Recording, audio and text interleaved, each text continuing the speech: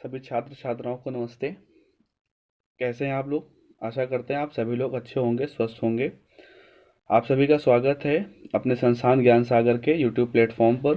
तो हम लोग करंट अफेयर सेशन डिस्कस कर रहे हैं। इसका वीडियो आपको एक वीडियो अभी अगस्त करंट अफेयर डिस्कस कर रहे हैं मिला हुआ था आपको परसों। ये वीडियो अपलोड हुआ यूट्यूब पर, अगस्त करंट अफेयर्स। उसका पार्ट 1 अपलोड हुआ था। अभी आज ये इसका सेकंड पार्ट है और यहाँ पर हम लोग क्वेश्चंस देखते हैं। पिछले वीडियो में जो है किसी का कोई डाउट, कोई क्वेश्चन, अगर इस वीडियो में भी किसी का कोई डाउट या कोई प्रश्न, कुछ क्वेश्चन है तो वो आप सभी लोग कमेंट बॉक्स में जाके अपने क्वेश्चंस लिख दीजिएगा और उनका उत्तर दिया जाएगा। हो सकता है आपको आपके सहपाठियों के द्वारा ही कमेंट बॉक्स में उत्तर दे दिए जाएं, और अगर उत्तर नहीं मिलते हैं तो आपको मैं उत्तर देने का प्रयास करूंगा। तो सभी लोग वीडियो को लाइक कर दें, शेयर कर दीजिएगा और वीडियो पे कमेंट जरूर करिएगा, बताइएगा वीडियो आपको कैसा लगा। तो आज का जो सेशन है वो सेकंड पार्ट है करंट अफेयर्स का। इसमें आपको 10 क्वेश्चंस यहाँ पर मिलेंगे।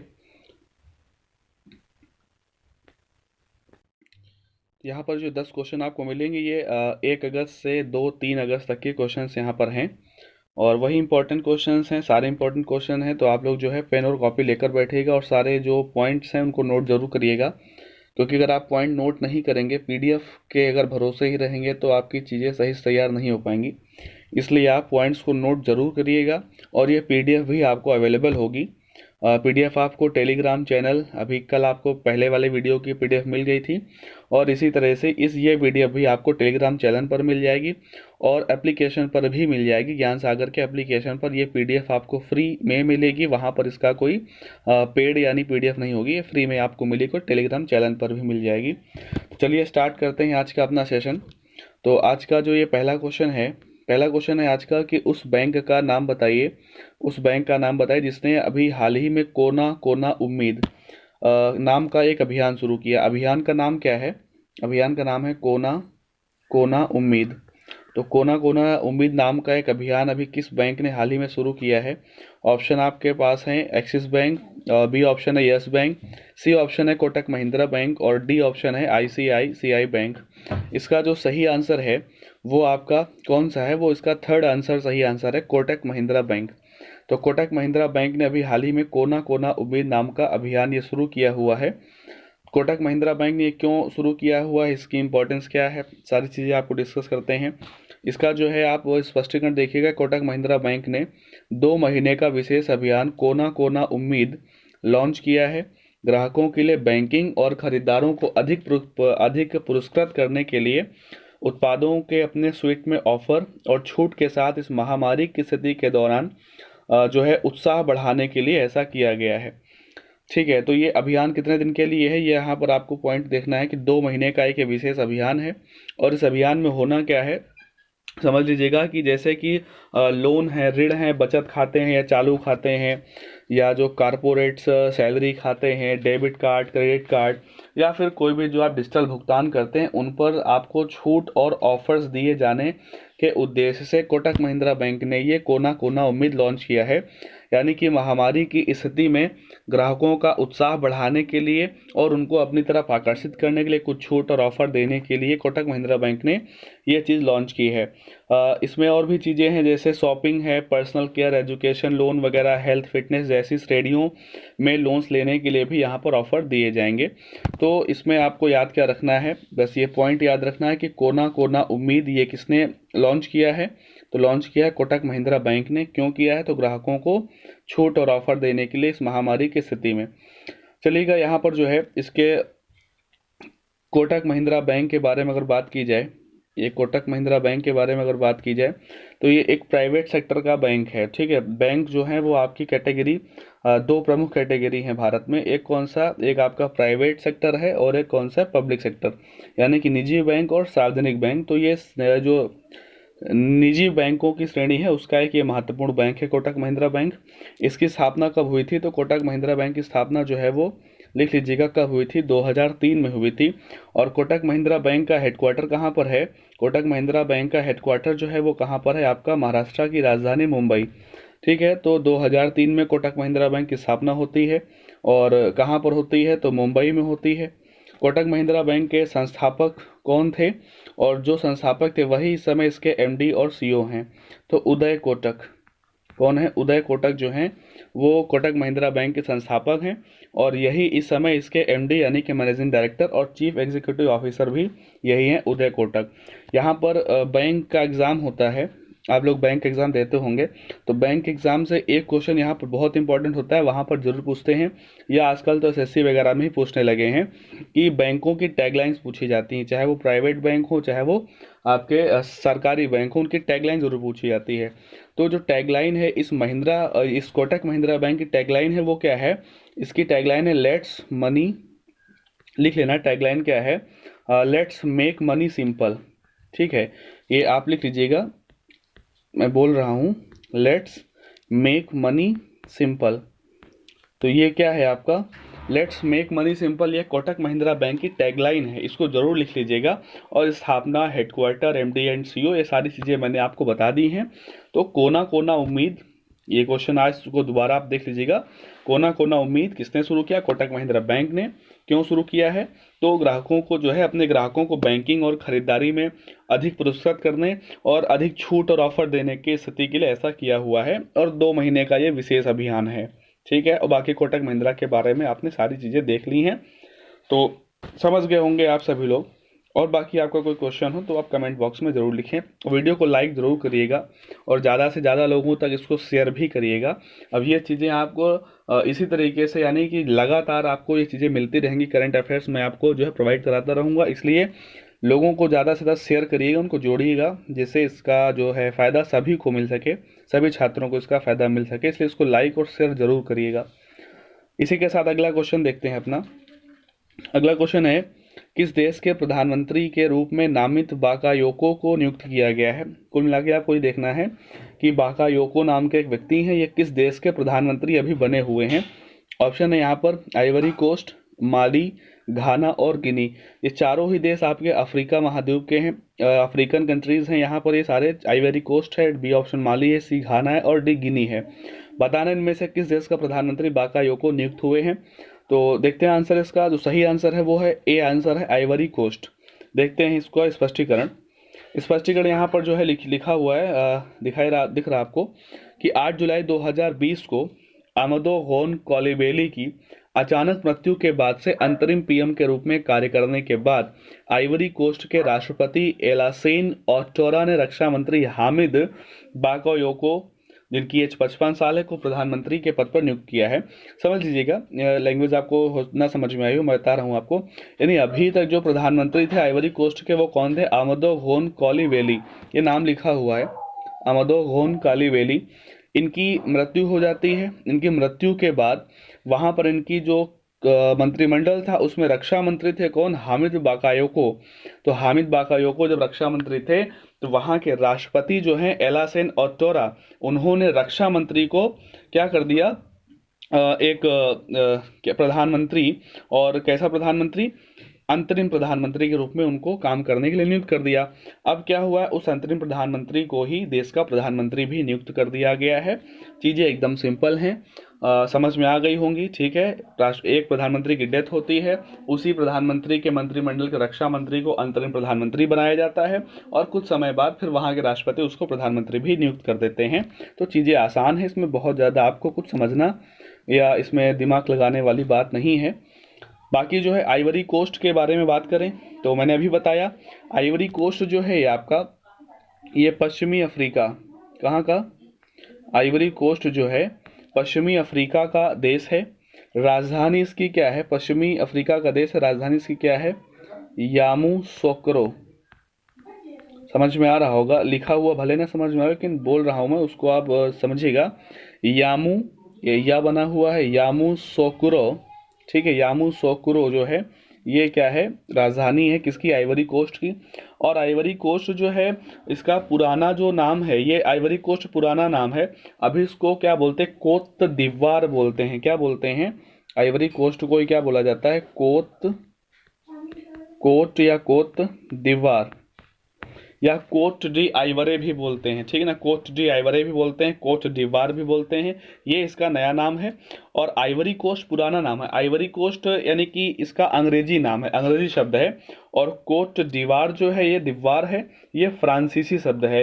तो वहाँ की सरकार जो है अंग्रेजी नाम के बजाय फ्रांसीसी नाम को ज़्यादा मान्यता देती है, यानी कि कोट डिवार को वहाँ पर ज़्यादा मान्यता दी जाती है। हालांकि दोनों ही इसी के नाम हैं। तो ये फ्रांसीसी शब्द है, वहाँ की जो आधिकारिक भाषा है वो भी फ्रांसीसी ही है, किसकी, आइवरी कोस्ट की। समझ गए होंगे आप प्रधानमंत्री कौन बने हैं नए। और आइवरी कोस्ट पश्चिमी अफ्रीका का देश है।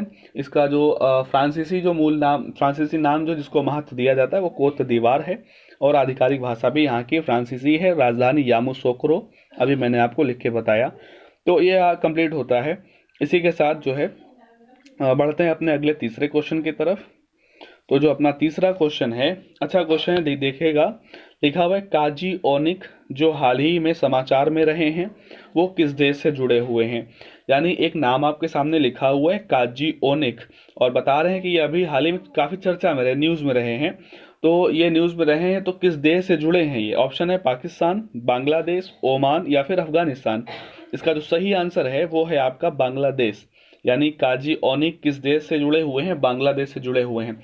अब ये चर्चा में क्यों रहे और इसका क्या रीज़न था, वो सारी चीज़ें आगे स्पष्टीकरण में देख लेते हैं। समझिएगा, इसका स्पष्टीकरण लिखा हुआ है कि नवंबर 2018 में नेशनल क्रिकेट लीग के दौरान डोप टेस्ट में फेल होने के लिए बांग्लादेश के तेज गेंदबाज काजी ओनिक को 2 साल के लिए प्रतिबंधित कर दिया गया। समझिएगा बात को कि जो है काजी ओनिक हैं, ये बांग्लादेश क्रिकेट टीम के फास्ट बॉलर हैं, तेज गेंदबाज हैं। और इनको प्रतिबंधित कर दिया गया है क्रिकेट से 2 साल के लिए। प्रतिबंधित क्यों किया गया है? नवंबर 2018 में नेशनल क्रिकेट लीग के दौरान डोप टेस्ट में फेल हो गए। डोप टेस्ट होता है यानी कि जैसे कि डोप टेस्ट बहुत आप डोपिंग, जैसे हमारे यहाँ डोपिंग एजेंसी है, नेशनल डोपिंग एजेंसी है, इसको बोलते हैं नाडा। वर्ल्ड लेवल पर है वाडा। ये सब क्या करते हैं, जो खिलाड़ी होते हैं ये अपनी इफिशियंसी, अपनी क्षमता को बढ़ाने के लिए क्या करते हैं, दवाओं वगैरह का, ड्रग्स वगैरह का यूज करते हैं। जैसे कि जो है जो रेस वगैरह करते हैं, जो जो प्रतिभागी होते हैं रेस करते हैं या फिर और इसी तरह की कोई प्रतिभागियों में भाग लेते हैं, तो वो लोग जो है अपना एफिशिएंसी, अपनी क्षमता, अपनी ताकत बढ़ाने के लिए इस तरह के कुछ ड्रग्स वगैरह का यूज करते हैं, जो कि प्रतिबंधित है, बैन माना जाता है। और उसका टेस्ट होता है, अगर कोई पास हो जाता है तो ठीक है, नहीं होता है तो उसको बैन करते हैं। तो ये इसी वजह से ये कार्यवाही की गई है। तो काजी ओनिक एक क्रिकेटर, बांग्लादेश क्रिकेट टीम के फास्ट बॉलर, और ये डोपिंग टेस्ट में फेल हुए, जिस वजह से इनको 2 साल के लिए बैन कर दिया गया। इनसे जुड़ी इतनी बात, ठीक है, इनसे जुड़ी इतनी बात। इसके बाद बढ़ते हैं अपने अगले क्वेश्चन नंबर 4 की तरफ। तो जो अपना क्वेश्चन नंबर 4 है, इसमें लिखा हुआ है सोनम सेरिंग लेप्चा जिनका जुलाई 2020 में निधन हो गया एक प्रसिद्ध हैं। स्पेस दिया गया है, क्या है ये बताना है आपको, क्या है ये। तो यानी कि जुलाई 2020 में एक व्यक्ति है जिनका नाम है सोनम सेरिंग लेप्चा, इनका निधन हो गया है। आपको बताना ये है कि ये कौन है, कौन थे। लोक संगीतकार, ऑप्शन पहला है लोक संगीतकार, ऑप्शन बी है राजनेता, ऑप्शन सी है फुटबॉल खिलाड़ी, और ऑप्शन डी है पेंटर। ठीक है, तो इनमें से क्या है ये। तो इसका आंसर मैं आपको बता दूं, आप लोग गेस कर रहे होंगे। तो इसका आंसर है लोक संगीतकार। ठीक है, सोनम सेरिंग लेप्चा जिनका निधन हुआ, ये क्या है, एक लोक संगीतकार हैं। आइए इससे कुछ जुड़े तथ्यों पर नजर डालते हैं। तो इससे जुड़े तथ्य, ये आपका आंसर है, लोक संगीतकार हैं ये। पढ़िएगा, लिखा है कि लोक संगीतकार, गीतकार और पद्मश्री से सम्मानित सोनम सेरिंग लेप्चा का 92 साल की उम्र में कलिम्पोंग पश्चिम बंगाल में बुढ़ापे की बीमारी के कारण निधन हो गया। उनका जन्म 3 फरवरी 1928 को बोंग बस्ट कलिम्पोंग पश्चिम बंगाल में हुआ था। उन्होंने लेप्चा संस्कृति को पुनर्जीवित करने और बढ़ावा देने में एक प्रमुख भूमिका निभाई है। ठीक है, तो ये पढ़ लिया है हमने, आपने भी पढ़ा होगा। अब इसको समझते हैं। यानी कि पश्चिम बंगाल में इनका जन्म हुआ था, सोनम सेरिंग लेप्चा का। ये एक लोक संगीतकार हैं, गीतकार हैं और पद्मश्री से सम्मानित हैं। इनका अभी 92 साल की उम्र में निधन हो गया है। पश्चिम बंगाल में बुढ़ापे की बीमारी के कारण इनका डेथ हो गई, और जन्म इनका 1928 में हुआ था, पश्चिम बंगाल में ही। अब जो पॉइंट है, लिखा है कि उन्होंने लेप्चा संस्कृति को पुनर्जीवित करने और बढ़ावा देने में प्रमुख भूमिका निभाई है, जो कि सिक्किम की स्वदेशी संस्कृति में से एक है। लेप्चा जो है, यहाँ पर जो है इससे जुड़ा जो क्वेश्चन ये आप देख सकते हो, लेप्चा संस्कृति के बारे में, लेप्चा क्या है। हालांकि ये सोनम सिंह लेप्चा के बारे में तो मैंने बता दिया, अभी लेप्चा संस्कृति में जो उनका योगदान है वो क्या है, इस पर नजर डालते हैं। तो लेप्चा क्या है? लेप्चा जो है एक जनजाति है, ठीक है ना, भारत की एक प्रमुख जनजाति है। और लेप्चा जनजाति को रोंग भी बोलते हैं। क्या बोलते हैं? रोंग भी बोला जाता है। तो लेप्चा भारत की एक प्रमुख जनजाति है जिसे रोंग भी कहते हैं, ठीक है। और 2011 की जनगणना के हिसाब से भारत में लेप्चा जो आबादी है वो करीब 46,000 है। यानी कि कितनी? 2011 की जनगणना के हिसाब से 46,000 लेप्चा जनजाति यहाँ पर रहती है, यानी कि आबादी उनकी है। और इनका निवास जो है, भारत में इनका निवास दो प्रमुख स्थानों पर है, सिक्किम और असम का जो दार्जिलिंग जिला है, सॉरी हाँ, जो दार्जिलिंग जिला है, अब वहाँ पर भारत में कहाँ, दो जगह, एक सिक्किम और दार्जिलिंग जिले में इनका प्रमुख निवास स्थान है। और भारत के साथ साथ नेपाल, भूटान, तिब्बत क्षेत्र जो है वहाँ पर भी ये पाए जाते हैं, रहते हैं। हालांकि वहाँ पर संख्या बहुत कम है।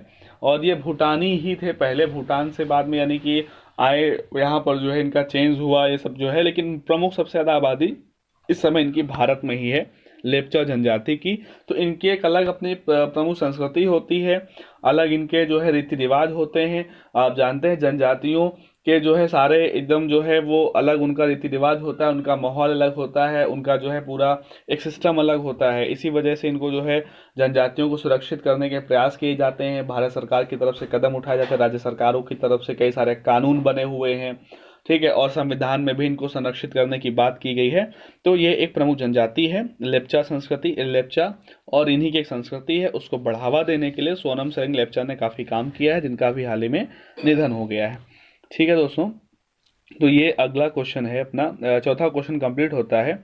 हम लोग बढ़ते हैं अपने अगले पांचवें क्वेश्चन की तरफ। पांचवा क्वेश्चन यहाँ पर जो है लिखा हुआ है कि ली टेंग हुई, क्या लिखा हुआ है? ली टेंग या फिर ली टेंग, कुछ भी आप कह सकते हो। यहाँ पर टेंग लिखा हुआ है, लेकिन ये ज़्यादातर आपको ली तेंग लिखा हुआ मिलता है।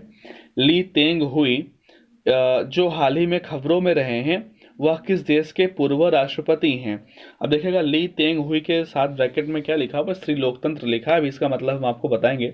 ली तेंग हुई जो हाल ही में खबरों में हैं, वह किस देश के पूर्व राष्ट्रपति हैं? ऑप्शन ए दक्षिण Korea, option B Taiwan, option C Indonesia and option D Hong Kong. तो इसका जो सही आंसर है वो है ऑप्शन बी, यानी कि ताइवान। ये ताइवान देश के पूर्व राष्ट्रपति हैं कौन? ली तेंग हुई, जिन्हें श्री लोकतंत्र के नाम से, यानी कि मिस्टर डेमोक्रेसी के नाम से भी जानते हैं। आइए इसका स्पष्टीकरण पढ़ लेते हैं, क्या बता रहे हैं ये। लिखा हुआ है, पूर्व ताइवान के राष्ट्रपति, यानी कि ताइवान के पूर्व राष्ट्रपति श्री ली तेंग हुई का 97 वर्ष की उम्र में निधन हो जाता है। कहाँ पर? बेइतो जिला, ताइपे शहर में। ताइपे जो है ताइवान की राजधानी है। उनका निधन जो है वो ताइवान में होता है। संक्रमण और दिल की बीमारियों के कारण उनकी डेथ हो गई। उनका जन्म 15 जनवरी 1923 में हुआ था, ताइवान में, सांझी में, ठीक है। ये ज़्यादा इंपॉर्टेंट चीज़ें नहीं है, बस ये ध्यान रखिएगा कहाँ गए हैं, कौन है। 97 वर्ष की उम्र में इनका निधन हो गया। जन्म कब हुआ था ये आपसे कभी नहीं पूछेगा, ताइवान के पूर्व राष्ट्रपति का जन्म कब हुआ था कभी नहीं पूछेगा, ठीक है। यहाँ लेकिन यहाँ पर लैंग्वेज को समझने के लिए लिख दिया गया है। अगला जो पॉइंट यहाँ पर लिखा हुआ है कि ताइवान में, क्या लिखा हुआ है कि ताइवान में निष्पक्ष बहुलवाद के पक्ष में तानाशाही शासन के उन्मूलन के लिए उन्होंने लोकप्रिय रूप से मिस्टर डेमोक्रेसी के रूप में जाना जाता है। यानी कि जो है उन्होंने जो ताइवान में निष्पक्ष बहुलवाद के पक्ष में, यानी कि एक बहुलवाद यानी कि कई सारे लोगों का शासन, ठीक है ना। यानी तानाशाही तो आप जानते हैं क्या होती है। तानाशाही एक व्यक्ति का पूरा जो रूल होता है और उसी के हाथ में पूरी पावर, वो जो चाहेगा वो कंट्री में करेगा, उसी के नियम, उसी के कानून, उसके अलावा कुछ नहीं, और वो जो चाहेगा वो करेगा। ये तानाशाही उत्तर कोरिया को आप जानते हैं, इसका उदाहरण है। तो इस चीज़ को ख़त्म करने के लिए उन्होंने काफ़ी काम किया, और इस चीज़ को उन्होंने जो ख़त्म करने के लिए जो ये लोकप्रिय हुए, इस लोकप्रियता की वजह से इनका नाम ही पड़ गया मिस्टर डेमोक्रेसी। जो कि ये डेमोक्रेसी को लाना चाहते थे, ये काम किया उन्होंने डेमोक्रेसी की वजह से, इसका नाम ही पड़ गया इनका मिस्टर डेमोक्रेसी। तो ये बहुत ही इंपॉर्टेंट चीज़ है आपके लिए। आपसे पूछ देगा कि किस देश के पूर्व राष्ट्रपति जिनका भी हाल ही में निधन हुआ है उन्हें मिस्टर डेमोक्रेसी के नाम से भी जानते हैं, यानी कि ताइवान। या फिर ली तेंग हुई जो है का निधन हुआ, उन्हें किस एक उपनाम से जाना जाता है, तो मिस्टर डेमोक्रेसी के नाम से जाना जाता है। ये इंपॉर्टेंट चीज़ है, इसको आप नोट जरूर करिएगा। ठीक है, इसके बाद हम लोग जो है ताइवान का नाम आया, तो यहाँ पर कुछ जानकारी आपको ताइवान के बारे में दे दी जानी चाहिए। तो ठीक है, ताइवान के बारे में कुछ जानकारी अब लीजिएगा। ताइवान की कैपिटल अभी हमने आपको बताया क्या है, ताइपे। ताइवान की कैपिटल क्या है, ताइपे है। ताइवान एक पूर्वी एशिया, ठीक है, ताइवान एक जो है आपका पूर्वी एशिया का एक कंट्री है, ठीक है, पूर्वी एशिया का एक देश है ताइवान, जिसकी राजधानी है ताइपे। और इसके वर्तमान राष्ट्रपति कौन है, ये तो हमने पूर्व की बात की है। वर्तमान राष्ट्रपति कौन है, शाई इंग वेन। कौन है, शाई इंग वेन। शाई इंग वेन इस समय क्या है, ताइवान के वर्तमान राष्ट्रपति हैं। ठीक है, और ताइवान के बारे में एक मैं आपको अच्छी चीज़ और बता दूं, ताइवान जो है वो यूएन का मेंबर नहीं है, यानी कि ताइवान जो है वो संयुक्त राष्ट्र का सदस्य नहीं है, जबकि अच्छी खासी जनसंख्या है, अच्छी खासी इसकी अर्थव्यवस्था है, सब कुछ बढ़िया है। अच्छा, यानी कि एक विकसित देश या विकासशील से निकलकर विकसित देशों की श्रेणी में इसको रखते हैं। ठीक है, लेकिन फिर भी यह संयुक्त राष्ट्र का सदस्य नहीं है। दूसरी बात, ताइवान जो है इसलिए भी चर्चा में रहता है कि जो चाइना है, चाइना ताइवान को अपना हिस्सा मानता है, वो ताइवान पे कब्जा जो है करने की कोशिश या उसको अपना मानने की प्रयास किया करता है वो। लेकिन ताइवान इन चीज़ों का जो पूरी तरीके से खंडन करता है और अपनी एक अलग सरकार है, उसके पास अलग व्यवस्था है। जिस तरीके से चाइना जो है आपका, तो चाइना जो है वो जैसे कि तिब्बत क्षेत्र है, या इसी तरीके से जो हांगकांग है, ठीक है, इन क्षेत्रों पर शासन करता है, तो वो कहता है कि ताइवान पर भी हम शासन करते हैं, हमारा ही हिस्सा है। लेकिन ताइवान इन चीज़ों को नहीं मानता, उसका खंडन हमेशा किया करता है। और एक शक्तिशाली देश भी है, लेकिन वो संयुक्त राष्ट्र का मेंबर सदस्य देश नहीं है। ठीक है, तो ताइवान के बारे में जानकारी आपको मिल गई। ली तेंग हुई, जिनका हाल ही में निधन हुआ है, वो ताइवान के पूर्व राष्ट्रपति थे, जिन्हें मिस्टर डेमोक्रेसी के नाम से भी जानते हैं। ये इतनी बात आपके लिए इंपॉर्टेंट है। इसके बाद जो है अपना अगला क्वेश्चन, यानी कि छठा question, question number 6। Question number 6 में लिखा हुआ है कि उस मंत्रालय का नाम बताइए जिसने अगरबत्ती निर्माण करने वाले कारीगरों को लाभ पहुंचाने के लिए ग्रामोदय विकास योजना के तहत एक कार्यक्रम शुरू किया हुआ है। ठीक है, क्वेश्चन समझ गए आप, यानी कि आपको उस एक 4 यहाँ पर ऑप्शन लिखे हैं, इनमें से उस एक मंत्रालय का आपको नाम बताना है जिसने क्या किया हुआ, अगरबत्ती निर्माण करने वाले जो कारीगर होते हैं उनको लाभ पहुंचाने के लिए, उनको फायदा देने के लिए ग्रामोदय विकास योजना के तहत एक कार्यक्रम शुरू किया है। ग्रामोदय विकास योजना जो है वो खादी ग्रामोद्योग विभाग के द्वारा चलाई गई थी, और 2019 में इस योजना को विस्तारित कर दिया, नहीं बढ़ा दिया गया था, जो कि अभी भी चल रही है। तो ग्रामोदय विकास योजना है जो वो खादी ग्रामोद्योग के द्वारा चलाई गई थी, और इसी योजना के तहत अगरबत्ती निर्माण करने वाले कारीगरों को लाभ पहुंचाने के लिए किस मंत्रालय ने काम किया है। Option A, B, C, D. Option A में लिखा हुआ ministry of skill development and entrepreneurship. Option B लिखा हुआ है ministry of human resources and development. Option C लिखा हुआ है ministry of environment, forest and climate change. Option D लिखा हुआ है ministry of micro, small and मध्यम एंटरप्राइजेज। पहला वाला है यानी जो कौशल विकास मंत्रालय, बी है ह्यूमन रिसोर्स डेवलपमेंट यानी कि मानव संसाधन विकास मंत्रालय, सी यानी लिखा हुआ है कि पर्यावरण, वन एवं जलवायु परिवर्तन मंत्रालय। Option D ministry of micro, small and मध्यम एंटरप्राइजेज यानी कि सूक्ष्म, लघु एवं मध्यम उद्योग मंत्रालय। ठीक है, ये यहाँ पर 4 ऑप्शन। तो इसका सही आंसर डी है, ministry of micro, small and मध्यम एंटरप्राइजेज यानी कि सूक्ष्म, लघु एवं मध्यम उद्योग मंत्रालय के द्वारा ये काम किया गया है। आइए इसके स्पष्टीकरण पर नजर डालते हैं। लिखा हुआ है कि मिनिस्ट्री ऑफ एमएसएमई यानी कि ministry of small and medium enterprises ने अगरबत्ती निर्माण में शामिल कारीगरों के लाभ के लिए ग्रामोद्योग को विकसित करने के लिए ग्रामोद्योग विकास योजना के तहत एक कार्यक्रम को मंजूरी दी है। कार्यक्रम के एक भाग के रूप में कारीगरों को कुल 200 स्वचालित अगरबत्तियां बनाने की मशीनें और 40 मिक्सिंग मशीनें प्रदान की जाएंगी।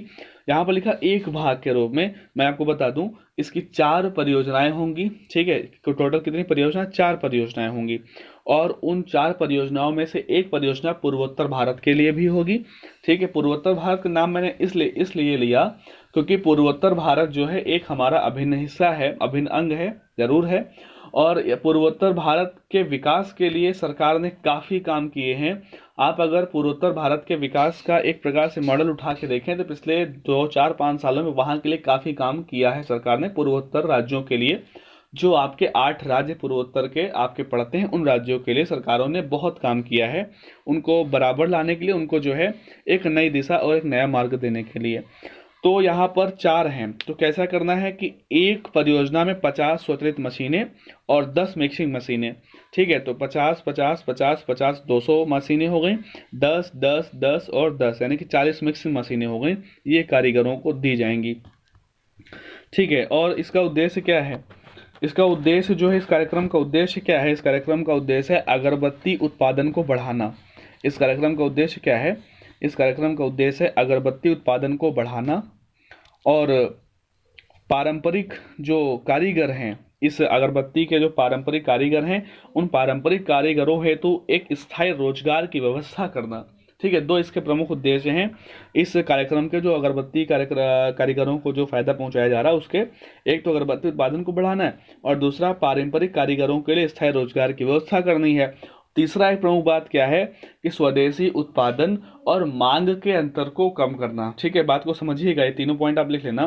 स्वदेशी उत्पादन और मांग के बीच के अंतर को कम करना, ठीक है। यानी कि जो स्वदेशी मांग हो रही है ना, इस समय स्वदेशी स्वदेशी चल रहा है, तो स्वदेशी उत्पादन को भी बढ़ाना है। और जो मांग बहुत ज़्यादा है तो डिमांड के हिसाब से स्वदेशी उत्पादन कंट्री में नहीं हो पाता, इस वजह से अगरबत्ती आयात भी करनी पड़ती हैं। तो इसलिए क्या यहाँ पर किया गया है, इनको आयात ना करना पड़े, सारा सब कुछ यहीं पर हो और बल्कि हम इन चीज़ों को निर्यात करें, ठीक है ना, इसलिए ये व्यवस्था की गई है। और बात करते हैं, ये जो मंत्रालय मैंने आपको बताया कि ministry of micro small and मध्यम इंटरप्राइजेस, ठीक है, मीडियम इंटरप्राइजेस, इसके मंत्री कौन हैं? तो यहाँ पर ध्यान दीजिएगा, यहाँ पर मैं 2 नाम बताऊंगा आपको। पहला नाम आप लिखिएगा नितिन गडकरी जी, जो कि इसके कैबिनेट मंत्री हैं, ठीक है ना। आपसे क्वेश्चन पूछता है कि सूक्ष्म लघु एवं मध्यम उद्योग मंत्रालय किसके पास है, तो कैबिनेट मंत्री हैं इसके श्री नितिन गडकरी जी। और इसका एक राज्य मंत्री कौन है? इसके राज्य मंत्री हैं प्रताप चंद्र सारंगी। कौन है? प्रताप चंद्र सारंगी। तो नाम ध्यान रखिएगा, नितिन गडकरी इस मंत्रालय के कैबिनेट मंत्री हैं और प्रताप चंद्र सारंगी इस मंत्रालय के राज्य मंत्री हैं, मिनिस्टर ऑफ स्टेट है, ठीक है। मंत्रालय कौन सा है? सूक्ष्म लघु एवं मध्यम उद्योग मंत्रालय, ठीक है, बिल्कुल ध्यान रखिएगा इसको। और यहाँ पर जैसे ये कुछ ऑप्शन और लिखे हैं, आप लिखना चाहें जरूर लिखिएगा। पहला जैसे ऑप्शन लिखा था ministry of skill development and entrepreneurship, यानी कि जो है कौशल विकास मंत्रालय जो है, इसके मंत्री कौन है? तो लिख लेना डॉक्टर महेंद्र नाथ पांडे। और जो ऑप्शन बी लिखा था ministry of human resources and development, यानी कि MHRD, जिसका नाम जो है मानव संसाधन विकास मंत्रालय, जिसका अभी हाल ही में नाम कुछ दिन पहले बदलकर शिक्षा मंत्रालय एजुकेशन मिनिस्ट्री कर दिया गया है, उसके मंत्री कौन है? रमेश पोखरियाल निशंक जी हैं उसके कैबिनेट मंत्री, ठीक है, बिल्कुल चीज़ों को लिख लीजिएगा। और जो ऑप्शन सी है ministry of environment forest and climate change, अभी मैंने पिछली क्लास में बताया था, इसके मंत्री कौन है? प्रकाश जावड़ेकर जी हैं। और चौथा तो मैंने अभी आपको बताया, तुरंत बताया, नितिन गडकरी इसके मंत्री हैं चौथे वाले मिनिस्ट्री के, ठीक है। तो चीज़ों को ध्यान रखिएगा और समझिएगा, लिखिएगा, क्योंकि ये क्वेश्चन बहुत पूछे थे। मंत्रालयों के नाम जो हैं वनडे एग्जाम्स में काफ़ी पूछे जाते हैं, जो छोटे एग्जाम्स हैं, SSC के जो एग्ज़ाम होते हैं, ये SSC है या फिर पुलिस है, ये इस तरह के एग्ज़ाम होते हैं, यहाँ पर मंत्रालयों के नाम जरूर पूछ लेते हैं। कोई ना कोई मंत्रालय, कोई ना कोई जैसे योजना शुरू किया, कोई काम किया, तो सीधे पूछ लेते हैं इस मंत्रालय ने ये योजना भी की है, इस मंत्रालय का मंत्री कौन है बताइएगा, ठीक है। ऐसे भी क्वेश्चन बनते हैं, तो ध्यान देने वाली बात है आपके लिए। और इसी के साथ हम लोग बढ़ते हैं अपने अगले क्वेश्चन, यानी कि अपने 7वें प्रश्न की तरफ बढ़ते हैं। 7वां प्रश्न हमारा लिखा हुआ है कि किस राज्य सरकार ने हाल ही में एक मुखौटा अनेक जिंदगी, क्या लिखा हुआ है? किस राज्य सरकार ने हाल ही में एक मुखौटा अनेक जिंदगी या फिर एक मुखौटा कई जीवन जन जागरूकता अभियान चलाया है, ठीक है ना। तो ऑप्शन है मध्य प्रदेश, ऑप्शन बी है मेघालय, ऑप्शन सी है मिजोरम और ऑप्शन डी है तेलंगाना। इसका सही आंसर क्या होगा? तो इसका सही आंसर है साथियों ऑप्शन ए, यानी कि मध्य प्रदेश। मध्य प्रदेश की राज्य सरकार ने एक मुखौटा अनेक जिंदगी नाम का एक जन जागरूकता यानी कि जो है लोगों को अवेयर करने का एक जो कैंपेन चलाया, एक अभियान चलाया है, वो कौन ने चलाया है? मध्य प्रदेश ने चलाया है। तो इसके स्पष्टीकरण पर ध्यान दिया जाए, बात की जाए। लिखा है यहाँ पर कि मध्य प्रदेश के शहरी विकास और आवास मंत्री श्री भूपेंद्र सिंह ने 1 अगस्त से 15 अगस्त तक के लिए एक जन जागरूकता अभियान चलाया है। नाम क्या है? एक मास्क एक जिंदगी अनेक जिंदगी, ठीक है ना? एक मास्क अनेक जिंदगी, या एक मास्क अनेक जिंदगी का अर्थ है कि एक मुखौटा कई जीवन, ठीक है ना? एक मुखौटा कई जीवन। अब ये इसका अर्थ कैसे है, एक मुखौटा कई जीवन? इस समय बहुत जोर दिया जा रहा है कि जो है आप मास्क यूज करिएगा, मास्क पहनिएगा, आप घर से बाहर निकलिएगा मास्क पहनिएगा, लोगों से मिलते हैं, कुछ भी आप करते हैं, यानी कि मास्क जो है वो मुखौटा जो है वो आपका नहीं उतरना चाहिए, ठीक है? अगर उतर गया तो क्या होगा? उतर गया तो दो रिस्क हैं। एक तो रिस्क आपका क्या है? आपकी जान जोखिम में है, यानी कि आपको जो है रिस्क हो सकता है, संक्रमण होने का रिस्क रहेगा, खतरा रहेगा कोविड-19 का। दूसरा जो है खतरा है, दूसरा खतरा है और कौन सा है कि हर चौराहे पर जो है ना वो हमारे उत्तर प्रदेश पुलिस जो है वो तैनात है, ठीक है? किसी भी प्रदेश की पुलिस हो, ठीक है? हालांकि ये योजना तो मध्य प्रदेश के लिए है, फिर भी तो जो है आपका चालान जरूर कर दिया जाएगा अगर आप मास्क नहीं लगाते हैं तो यानी कि एक मास्क अनेक जिंदगी। तो एक मास्क अगर आप लगा लेते हैं तो आप भी बचेंगे, और अगर हो सकता है यदि किसी को संक्रमण है और उसने मास्क नहीं लगाया, ऐसे टहल रहा है, तो उससे और भी कई लोग संक्रमित हो जाएंगे, तो वो अपनी जिंदगी के साथ साथ कई लोगों की जिंदगी भी खतरे में डाल रहा है। और अगर वो मास्क पहन लेगा तो क्या होगा? किसी की जिंदगी खतरे में नहीं डाल पाएगा। तो एक मास्क अनेक जिंदगी, इसका मतलब यही है। तो ये किसने लॉन्च किया है? मध्य प्रदेश की सरकार ने। वहां के मंत्री कौन है? श्री भूपेंद्र सिंह, शहरी विकास और आवास मंत्री हैं, उन्होंने ये लॉन्च किया है।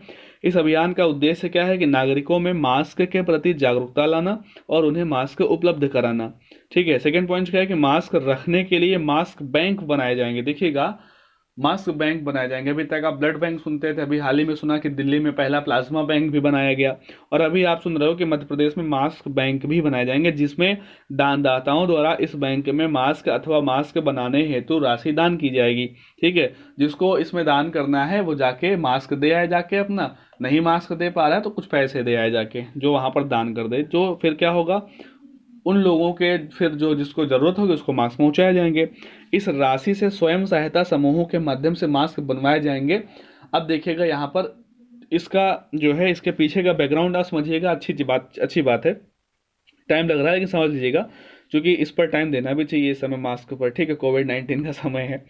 तो यहाँ पर जो है मास्क, एक तो लोगों को मास्क उपलब्ध कराए जाएंगे, ठीक है? बड़ी मात्रा में लोगों को मास्क मिलेंगे, ठीक है? लोगों के बीच में जागरूकता बढ़ेगी, लोग मास्क वगैरह दान करेंगे, एक दूसरे की हेल्प करेंगे, तो लोगों में अवेयरनेस भी आएगी। और दूसरी बात, स्वयं सहायता समूह के माध्यम से मास्क बनवाने का मतलब है कि जो स्वयं सहायता समूह जो छोटे छोटे गांवों में होते हैं, इनको रोजगार भी मिलेगा, ठीक है ना? इनसे मास्क बनवाए जाएंगे तो इनको कुछ ना कुछ मेहनताना मिलेगा, इनको रोजगार मिलेगा, यानी कि छोटे छोटे स्वयं सहायता समूहों को घर बैठे छोटा सा काम मिलेगा। अब रोजगार का मतलब कई लोग ये समझ लेंगे, देखो ठीक है, इस महामारी में जो है रोजगार तो निकल नहीं रहे, नौकरियां निकल नहीं रहे, फिर भी सर्जी करें मास्क बनाना एक रोजगार है। जैसे मोदी जी ने कह दिया था पकौड़ा बनाना रोजगार है, तो बिल्कुल है, मास्क बनाना रोजगार है, बहुत है। देख लो मास्क आजकल कितना बेटर जो है इनकी चर्चा हो रही है, तो ये रोजगार यहाँ पर मिलेगा, ठीक है? चलिएगा, बाकी हम लोग आगे बात करते हैं, काफ़ी चर्चा हो गई इस पर, ठीक है? आगे बात करते हैं मध्य प्रदेश के बारे में। इंपॉर्टेंट चीज़ें मध्य प्रदेश के बारे में डिस्कस की जाएंगी। तो मध्य प्रदेश की सबसे इंपॉर्टेंट चीज़ तो आप जानते ही हैं, वहाँ के मुख्यमंत्री कौन है? श्री शिवराज सिंह चौहान जी वहाँ के क्या हैं? मुख्यमंत्री हैं। मध्य प्रदेश के मुख्यमंत्री कौन है? श्री शिवराज सिंह चौहान जी। भी लिख नहीं रहे हैं, आप लिख लीजिएगा इसको। और राज्यपाल कौन है वहाँ के? तो अभी तक राज्यपाल जो थे लालजी टंडन जी थे। कौन थे? लालजी टंडन, ठीक है? मध्य प्रदेश में अभी राज्यपाल कौन थे अभी तक? लालजी टंडन, लालजी टंडन। तो लालजी टंडन जी का जो है अभी 26 जुलाई को, कब, सॉरी 21 जुलाई को, 26 ने 21 जुलाई को, 21 जुलाई को लालजी टंडन जी की जो है मृत्यु हो गई। और उनकी मृत्यु के बाद से उत्तर प्रदेश की जो राज्यपाल हैं आनंदीबेन पटेल जी, उनको प्रभारी राज्यपाल का पद वहां पर दिया गया, यानी कि प्रभारी राज्यपाल के रूप में वो कार्य कर रही हैं। मध्य प्रदेश के राज्यपाल का प्रभार जो है आनंदीबेन पटेल जी के पास है। आनंदीबेन पटेल जी उत्तर प्रदेश के राज्यपाल हैं। इनको ये प्रभार लालजी टंडन की डेथ होने के बाद दिया गया, ठीक है? और हालांकि लालजी टंडन जब राज्यपाल मध्य प्रदेश के बने, उससे पहले आनंदीबेन पटेल ही वहां पर थी। आनंदीबेन पटेल जो हैं वो मध्य प्रदेश की ही राज्यपाल थी। फिर उत्तर प्रदेश की बनी है। ठीक है, तो ध्यान दीजिए, काफ़ी लंबा अनुभव है उनका मध्य प्रदेश के बारे में भी, तो कोई बात नहीं। आगे जो है मध्य प्रदेश के बारे में कुछ और टर्म्स जो हैं, मध्य प्रदेश जो है आपका, मध्य प्रदेश में 55 जिले हैं। मध्य प्रदेश में जिले कितने हैं? 55 हैं। मध्य प्रदेश में विधानसभा सीटें कितनी है? 230+1। ये 230+1 का मतलब क्या है? 230 सीटें वहां पर है +1, यानी कि एक सीट राज्यपाल द्वारा मनोनीत। ठीक है, आपको मालूम है कि हर राज्य के, प्रत्येक राज्य के राज्यपाल को अधिकार होता है कि वो विधानसभा में एक एंग्लो इंडियन को नॉमिनेट कर सकता है, एक एंग्लो इंडियन को नॉमिनेट कर सकता है। तो ये वही वाला है। टोटल 231 विधानसभा सीटें वहां पर हैं। अगर लोकसभा सीट की बात की जाए, ठीक है, अगर लोकसभा सीट की बात की जाए तो मध्य प्रदेश में लोकसभा सीटें कितनी हैं? 29। लोकसभा में मध्य प्रदेश में लोकसभा सीटें 29, राज्यसभा सीटें हैं 11, जिले हैं 55, विधानसभा सीटें हैं 231। ठीक है, अगला पॉइंट यहीं पर, लोकसभा तो हो गया, राज्यसभा भी हो गया। मध्य प्रदेश का जो हाई कोर्ट, मध्य प्रदेश का हाई कोर्ट जो है, मुख्य पीठ कहाँ पर है? जबलपुर।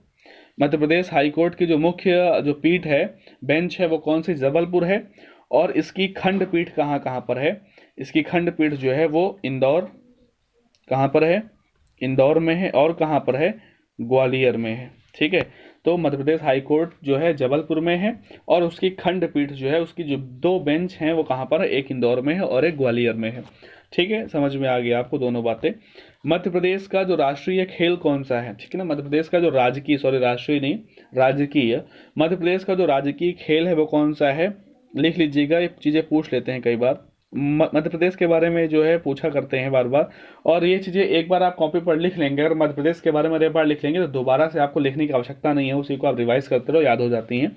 राजकीय खेल मध्य प्रदेश का है मलखंभ। मलखंभ 2013 से राजकीय खेल है मलखंभ। अब आप गूगल पे चेक करना है मलखंभ खेल खेला कैसे जाता है, ये आपका काम। इसके बाद जो है राष्ट्रीय जो वहाँ का पशु है, राष्ट्रीय पशु कौन सा है? बारहसिंगा। बारहसिंगा जो है वहाँ का राजकीय पशु है। राष्ट्रीय अगर मेरे मुंह से निकल रहा है तो आप उसको सही कर लेना, राजकीय पशु है बारहसिंगा। राजकीय पुष्प मध्य प्रदेश का है लिली। कौन सा है? राजकीय पुष्प है मध्य प्रदेश का लिली। राजकीय वृक्ष है मध्य प्रदेश का बरगद। मध्य प्रदेश का राजकीय वृक्ष कौन सा है? बरगद है। मध्य प्रदेश का राजकीय नृत्य कौन सा है? मध्य प्रदेश का राजकीय नृत्य कौन सा है? राई। ठीक है, मध्य प्रदेश का राजकीय नृत्य कौन सा है? राई। और मध्य प्रदेश का राजकीय पक्षी कौन सा है? शाह बुलबुल। कौन सा है? शाह बुलबुल। ये क्या है? मध्य प्रदेश का राजकीय पक्षी है। ठीक है, सारी चीज़ें आपने लिख ली होंगी, बारी बारी लिख लीजिएगा सब। वीडियो को अगर स्पीड में चल रहा है तो स्टॉप कर लेना। इसके बाद जो है मध्य प्रदेश के राष्ट्रीय उद्यान सबसे अधिक वहीं पर है, लगभग 11 राष्ट्रीय उद्यान है, लेकिन मैं कुछ आपको बता रहा हूँ। पहला कौन सा? कान्हा राष्ट्रीय उद्यान। दूसरा कौन सा है? पन्ना राष्ट्रीय उद्यान। तीसरा कौन सा है? माधव राष्ट्रीय उद्यान। ठीक है, तीसरा कौन सा है? माधव राष्ट्रीय उद्यान। चौथा कौन सा है? बांधवगढ़ राष्ट्रीय उद्यान। कौन सा है? बांधवगढ़।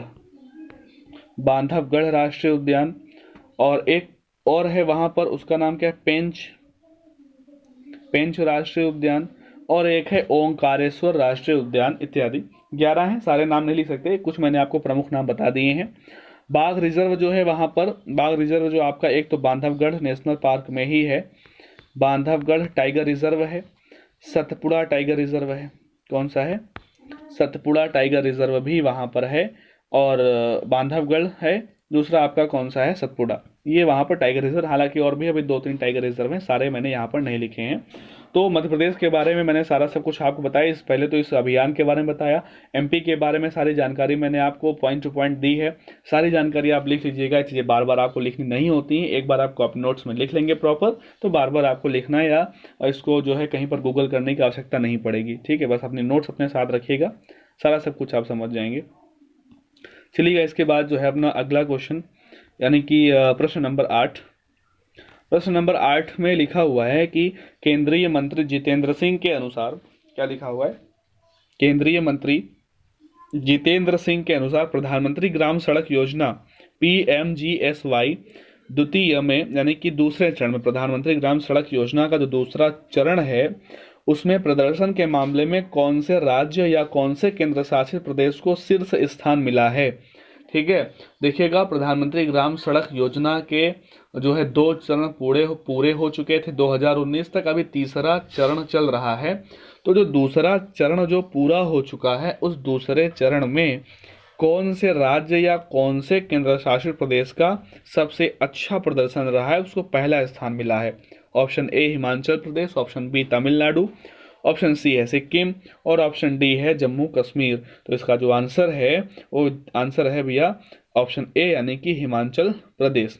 ठीक है, और बाकी इसके स्पष्टीकरण पर हम आपको कुछ बता देते हैं।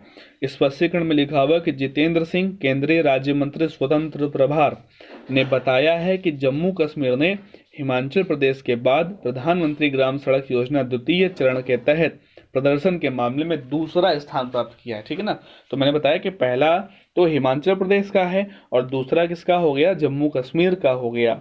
ठीक है, अभी कुछ जानकारी प्रधानमंत्री ग्राम सड़क योजना के बारे में। तो जो प्रधानमंत्री ग्राम सड़क योजना है PMGSY, ये योजना जो है क्या लिखा है, PMGSY यानी कि प्रधानमंत्री ग्राम सड़क योजना, प्रधानमंत्री ग्राम सड़क योजना, ये जो है कब लॉन्च की गई थी, दिसंबर 2000 में। कब, वर्ष था 2000 और मंथ था दिसंबर। ठीक है ना, तो दिसंबर 2000 में इसको लॉन्च किया गया था प्रधानमंत्री ग्राम सड़क योजना को। और प्रधानमंत्री ग्राम सड़क योजना के 2 चरण, कौन सा, पहला और दूसरा चरण जो है वो 2019 तक पूरे हो चुके हैं। और इन 2 चरणों में 5,99,090 किलोमीटर सड़कें बनाई जा चुकी हैं। ठीक है ना, तो इन 2 चरणों में कितनी, 5,99,090 किलोमीटर सड़कें इन 2 चरणों में बनाई जा चुकी हैं। और अब जो है तीसरा चरण जो है प्रधानमंत्री ग्राम सड़क योजना का तीसरा चरण जो है वो 2019 से शुरू हो चुका है और 2019-20 से कब तक चलेगा, 2024-25, यानी कि 5 वर्षों की अवधि के लिए तीसरा चरण लॉन्च हो चुका है, जिसके तहत 1,25,000 किलोमीटर लंबी सड़कें बनाने का प्रावधान किया गया है। किसमें, प्रधानमंत्री ग्राम सड़क योजना के तीसरे चरण के तहत 1,25,000 किलोमीटर सड़कें बनाई जाएंगी। और ये राज्य और केंद्र की लागत इसमें क्या होगी, 60:40, यानी कि 60% जो है वो कौन खर्च करेगा, केंद्र सरकार, और 40% कौन खर्च करेगा, राज्य की सरकारें। लेकिन यह अनुपात 60 और 90 हो जाएगा कब, जब बात पूर्वोत्तर राज्यों की हो, जब बात पूर्वोत्तर के जो 8 राज्य हैं उनकी हो रही हो, और साथ साथ में जम्मू कश्मीर, उत्तराखंड और हिमाचल प्रदेश, यानी 8 राज्य पूर्वोत्तर के हो गए और जम्मू कश्मीर, उत्तराखंड और हिमाचल प्रदेश 3 ये हो गए, 8 3 11 राज्यों की बात हो, तो वहां पर जो ये अंश है, राज्यांश और केंद्रांश, वो कितना हो जाएगा, 60, 1 मिनट, 60 नहीं, 90 और 10 हो जाएगा। यानी 90 कौन खर्च करेगा, केंद्र, और 10% राज्य। अगर पूर्वोत्तर राज्य है और जम्मू कश्मीर, उत्तराखंड या हिमाचल प्रदेश है, इनके अलावा कोई राज्य है तो ये कितना रहेगा, 60-40 रहेगा। बात समझ में आ गई होगी आपको।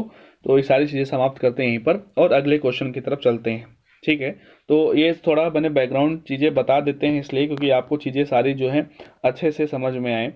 तो सारी सब कुछ ये लिखने वाली भी नहीं होती, लेकिन फिर भी जो है आप पॉइंट टू पॉइंट लिखा करिएगा, चीज़ों को समझ में आएगा जल्दी आपको। और ये करंट अफेयर्स जो है मैं चाहूँ तो इसमें आपको केवल जैसा लिखा है वैसा ही पढ़ के सुना दूँ, डिस्क्राइब कर दूँ, या फिर इतना स्पष्टीकरण देने की आवश्यकता ना भी हो, जैसे आप बाकी जगह पढ़ लेते हो कई सारी चीज़ें। लेकिन मेरे हिसाब से अगर आप चीज़ें पढ़ रहे हैं तो उनको अगर उसका बैकग्राउंड, उसका डिटेल, सारी चीज़ें साथ में लेके चलेंगे तो आपका स्टैटिक जीके भी तैयार होगा और आपको चीज़ें अच्छे समझ में आएंगी। आप चीज़ों को ज़्यादा अच्छे से सुनेंगे, जितना अच्छे से सुनेंगे पढ़ेंगे उतनी चीज़ें अच्छी आपकी तैयार होंगी, आपका जीके लेवल जो है वो अच्छा होगा। इस वजह से मैं आपको इतना डिटेल्स में सारी चीज़ें बताता हूँ। तो इसमें परेशान होने कई सारे बच्चे जो हैं वो परेशान हो जाते हैं, अरे सर इतना नहीं पूछा जाता है। तो उनको असलियत नहीं पता है, उनको हकीकत नहीं पता है क्या कैसे चीज़ें पूछी जाती हैं। मैं केवल करंट अफेयर्स को ही वन लाइनर फॉर्म में डिस्कस नहीं कर रहा हूँ, उसको जो है पूरा आपको डिटेल्स भी देता हूँ, जिसकी वजह से आपके स्टैटिक जीके वाले क्वेश्चंस भी आपके वहाँ पर टच हो सकें। वरना फिर ये स्टैटिक जीके आपको अलग से सारा पढ़ना होता है, इसलिए मैं यहीं पर सारा आपको कवर कराता हूँ।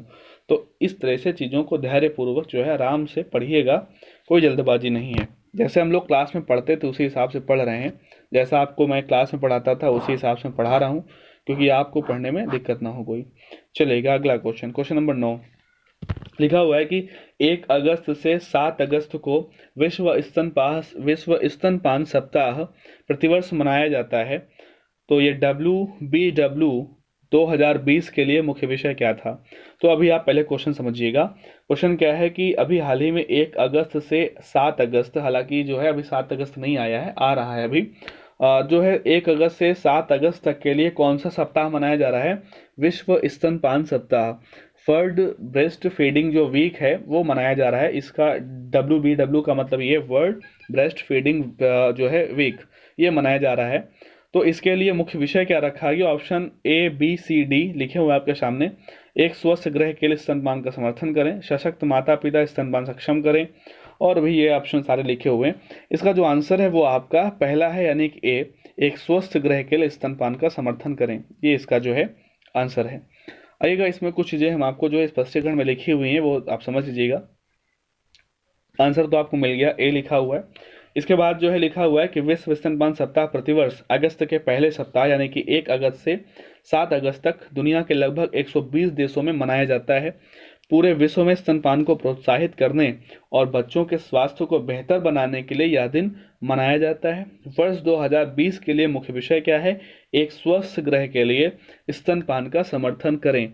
जो बच्चे अंग्रेजी में लिख रहे हैं लिख लीजिएगा, support breast feeding for a healthier plant, ठीक है ना, प्लैनेट सॉरी, यानी कि एक स्वस्थ ग्रह के लिए स्तनपान का समर्थन करें। तो ये कब से कब तक मनाते हैं? अगस्त के पहले सप्ताह में मनाते हैं, यानी कि 1 अगस्त से 7 अगस्त तक मनाते हैं।